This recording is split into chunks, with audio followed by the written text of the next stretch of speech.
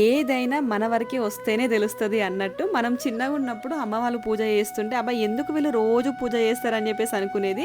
Daily head bath చేయడమే చాలా కష్టంగా అనుకొని ఓన్లీ సండే మాత్రమే హెడ్ బాత్ చేస్తుండే అలాంటి మనమే ఇప్పుడు రోజు పూజ చేసుకోవాలి, ఇంట్లో బాగుండాలి, కుటుంబం అంతా బాగుండాలి, మనసుకు ప్రశాంతంగా ఉండాలి, ఏదో ఒక రీజన్ ద్వారా పూజ అయితే మనం డెఫినెట్ గా రోజు చేసుకుంటాం కదా. ఈ రోజు నుండి సాయిబాబా దివ్య పూజ స్టార్ట్ చేద్దాం అని చెప్పేసి పువ్వులైతే అన్ని కూడా తీసుకొచ్చుకొని పెట్టుకున్నాను. మా చెట్టుకి అప్పుడప్పుడే మంచి జాంకాయలు వస్తున్నాయి, వెదర్ కూడా చాలా బాగుంది.